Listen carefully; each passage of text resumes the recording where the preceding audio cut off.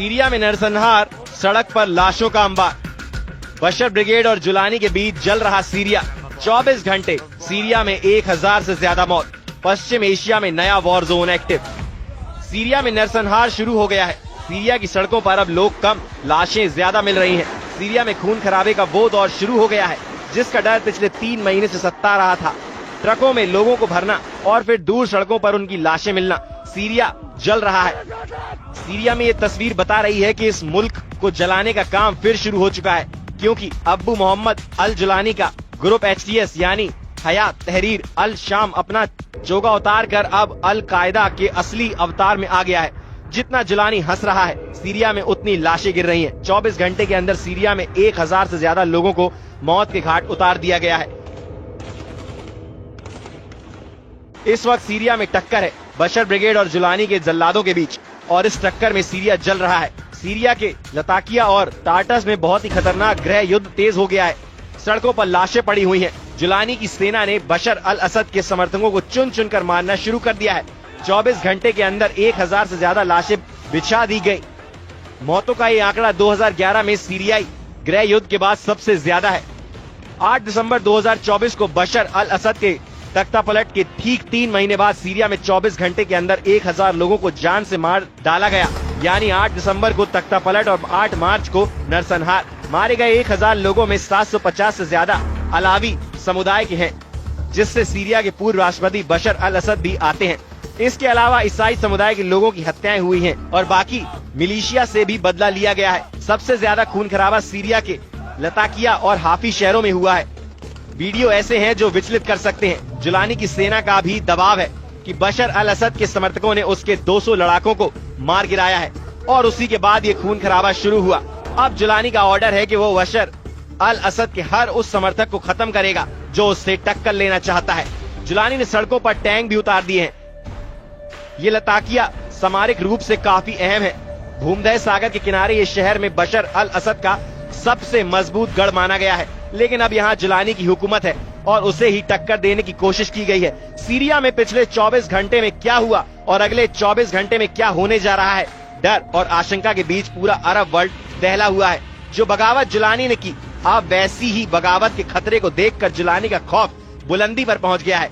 Jolani को डर है कि सीरिया पर उसके कब्जे को चुनौती देने वालों को अभी नहीं निपटाया गया तो नरसंहार की बुनियाद पर खड़ी की गई उसकी सत्ता डोलने लगेगी। सवाल है कि क्या बशर ब्रिगेड और जुलानी के जल्लादों के बीच जो लड़ाई शुरू हुई है उसका कंट्रोल रूस में है, क्या उसका कंट्रोल ईरान में है, तुर्की में है, या इजराइल के साथ अमेरिका अब सीरिया को कंट्रोल कर रहा है। पश्चिमी सीरिया में समुद्र से लगे इलाकों और शहरों में अलावी मुस्लिमों की आबादी ज्यादा है। यही बशर अल असद का सबसे मजबूत गढ़ भी माना जाता है। यहीं से जुलानी को सबसे बड़ी बगावत का खतरा भी था और उसका डर सही साबित हुआ है। सीरिया में इस वक्त जुलानी का कंट्रोल है और वो बड़ा बदला लेना चाहता है। 24 घंटे में 1000 लोगों को मौत के घाट उतार दिया गया है, जिसे 2025 का सबसे बड़ा नरसंहार कहा जा रहा है।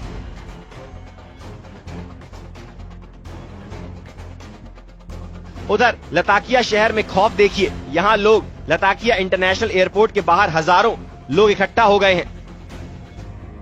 यहीं पर रूस का मिलिट्री बेस भी है और ये लोग अब रूस से पनाह मांग रहे हैं ताकि किसी तरह जुलानी के गुस्से से बच सके, क्योंकि जुलानी के ऑर्डर पर उसके लड़ाके बशर अल असद के समर्थकों को चुन चुन कर मार रहे हैं। ऐसा इसलिए क्योंकि बशर समर्थकों को जुलानी की सत्ता किसी कीमत पर कबूल नहीं।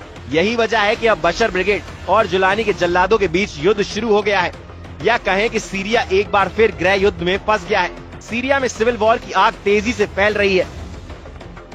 जब से पश्चिमी सीरिया में ये लड़ाई शुरू हुई है, जब से बशर अल असद के समर्थक और जुलानी के ग्रुप हयात तहरीर अल सामने हैं, अब और ज्यादा हत्याएं और ज्यादा लाशें गिरने का डर सताने लगा है। जुलानी ने उत्तरी सीरिया से लड़ाकों को दक्षिण की तरफ कूच करने का ऑर्डर दिया है। जिस देश पर जुलानी ने इस लड़ाका ब्रिगेड की मदद से कब्जा किया, अब वो इन्हीं के जरिए अपना कब्जा बनाए रखने की लड़ाई तेज कर रहा है। जुलानी के एक इशारे पर जान देने और जान लेने वाले ये लड़ाके HTS ग्रुप यानी हयात तहरीर अल शाम ग्रुप के हैं, जो सीरिया में पहले अल कायदा के नाम से जाना जाता था। जुलानी ने अब सीरिया पर कब्जा किया, उसके बाद HTS को पश्चिमी और अरब देशों ने एक तरह से मान्यता भी दे दी है, क्योंकि वो जुलानी के साथ रिश्ते मजबूत कर रहे हैं। जुलानी इन्हीं लड़ाकों या कहें कि पूर्व अल कायदा के आतंकियों की मदद से फिर से पूरे सीरिया पर अपने कंट्रोल को मजबूत करना चाहता है। इनके पास हथियारों के नाम पर ये छोटा ट्रक और एसयूवी कार है और इनमें ऐसी गाड़ियां भी हैं जिन पर एंटी एयरक्राफ्ट गन भी लगी है। ये इदलिब है और यहाँ के रहने वाले कई HTS लड़ाके बशर अल असद के समर्थकों के हाथ मारे गए हैं। ये जुलानी का इलाका है और यहाँ बशर ब्रिगेड के खिलाफ गुस्सा बहुत ज्यादा है। यानी जिस गृह युद्ध से सीरिया पिछले 3 महीनों से बचा हुआ था वो अब सामने नजर आ रहा है। एक तरह से पश्चिम एरिया में नया वॉर जोन एक्टिवेट हो गया है। बशर अल असद और जुलानी के लड़ाके एक दूसरे के खिलाफ युद्ध शुरू कर चुके हैं। सीरिया इस वक्त वो वॉर जोन बना हुआ है जहां कई देशों की इंटेलिजेंस एजेंसियां और खुफिया लड़ाके एक्टिव हैं।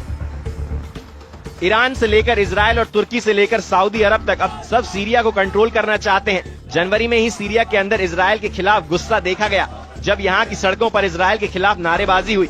नेतन्याहू को धमकी दी गई कि वो दक्षिण सीरिया की जमीन से हट जाएं, नहीं तो इजराइल को सबक सिखाया जाएगा। देखा जाए तो हालत बहुत ज्यादा खराब हो चुके हैं। इस वक्त सीरिया में 3 जंगों की बुनियाद रखी जा रही है। पहला है ग्रेटर इजराइल जो नेतन्याहू बनाना चाहते हैं। दूसरा है ऑटोमन साम्राज्य जो एर्दोगान का ख्वाब है। तीसरा है ग्रेटर अरब जो जुलानी का जुनून माना जा रहा है। सीरिया ऐसा वॉर जोन बन चुका है जिसमें कई देश लड़ने के लिए तैयार बैठे हैं। इस वक्त नेतन्याहू के ऑर्डर पर इजराइल की सेना ने दक्षिण सीरिया को अपने कंट्रोल में ले लिया है। सीरिया में ऐसे युद्ध की नींव रख दी गई है जिसमें 2-3 देश नहीं बल्कि तुर्की से तेल अवीव और तेहरान से रियाद यानी सऊदी अरब और पूरा अरब वर्ल्ड या तो जलेगा या तो जला देगा। तुर्की के विदेश मंत्री हकान फिदान ने कहा है कि नेतन्याहू सरकार को ये आत्मघाती नीतियां छोड़ देनी चाहिए। अंतर्राष्ट्रीय समुदाय को फौरन दबाव डालना चाहिए। आपको लगेगा कि सब कुछ नियंत्रण में है लेकिन एक वक्त अराजकता सामने आएगी। सीरिया में जुलानी की एंट्री के बाद से नेतन्याहू बहुत ज्यादा जोश में है। चाहे गोलान के पहाड़ हो या फिर शेख का पहाड़, इन दोनों जगहों पर इजराइल का पहुंचना और फिर पूरे दक्षिण सीरिया तक अपने मरकावा टैंक दौड़ाने वाला इरादा नेतन्याहू का बड़ा प्लान बताया जा रहा है। ये ऐसा प्लान है जिसे लेकर तुर्की में खतरे की घंटी बज रही है। ऐसे में सवाल उठता है कि क्या ये ग्रेटर इजराइल बनाम ऑटोमन साम्राज्य की टक्कर है? क्या इजराइल और तुर्की अब एक दूसरे से सीरिया को लेकर बहुत बड़ा युद्ध करने की तैयारी करने लगे हैं, जिसमें एक तरफ ग्रेटर इजराइल और दूसरी तरफ ऑटोमन वाला सपना है? सीरिया कैसे ग्रेटर इजराइल वाले प्लान का हिस्सा बन सकता है? इसका खतरा तब जताया गया जब दिसंबर के महीने में नेतन्याहू का एक वीडियो आया। हेलीकॉप्टर से उतरने के बाद नेतन्याहू उस पहाड़ पर पहुंचते हैं जिसको कहा जाता है जबल अल शेख यानी शेख का पहाड़। सीरिया की ऊंची चोटी को इजराइल माउंट हेरमत कहा जाता है। सीरिया में शेख का पहाड़ सीरिया और लेबनान के बीच में 150 किलोमीटर पर्वत श्रृंखला का हिस्सा है। इसका बड़ा हिस्सा सीरिया में है और इसकी सबसे ऊंची चोटी को ही शेख का पहाड़ कहा जाता है। इसकी ऊंचाई 2814 मीटर है। ये पर्वत श्रृंखला दक्षिण में सीरिया की गोलान की पहाड़ियों से मिलती है जहाँ इस वक्त बड़े हिस्से पर इजराइल ने कब्जा किया हुआ है।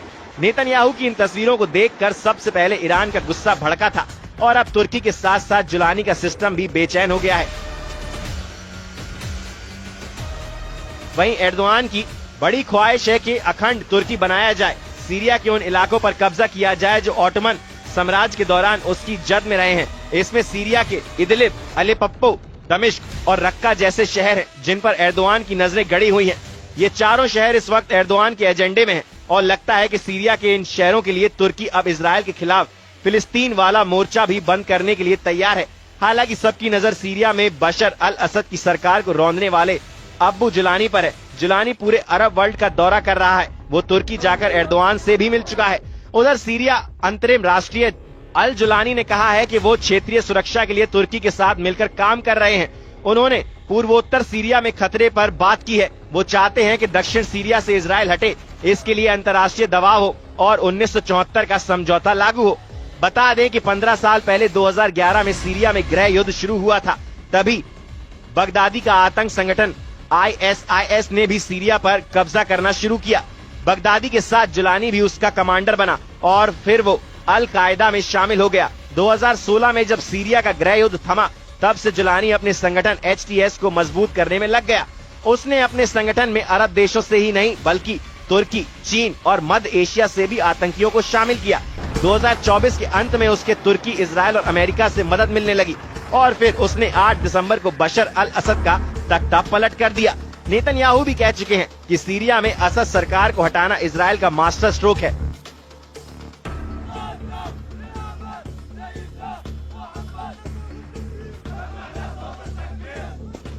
साथ ही कहा गया है कि उन्होंने जो देखा वो एक चेन रिएक्शन है। पहले हमास और फिर हिजबुल्लाह के नेतृत्व को खत्म किया गया। इससे ईरान को बहुत बड़ा झटका लगा है।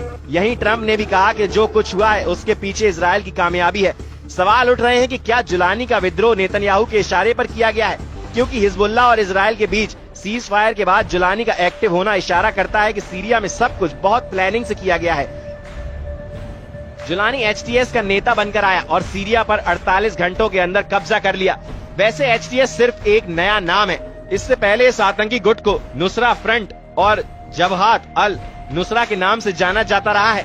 आतंकवादी संगठन HTS का मौजूद प्रमुख अब्बू मोहम्मद अल जुलानी IS और अल कायदा का कुख्यात आतंकी रहा है, लेकिन बाद में उसने HTS में शामिल होकर असद सरकार के खिलाफ लड़ाई शुरू कर दी। अगले 24 घंटे सीरिया के लिए बहुत अहम है। जुलानी जो फैसला लेगा उसका असर सीरिया पर ही नहीं, तुर्की और इजराइल के साथ ईरान के बड़े फैसलों पर भी पड़ेगा। सीरिया के अंदर बड़ी तबाही का खतरा है। सड़कों पर लाशें और लोगों को मौत के घाट उतारने वाले वीडियो से दहशत बहुत ज्यादा फैलती जा रही है।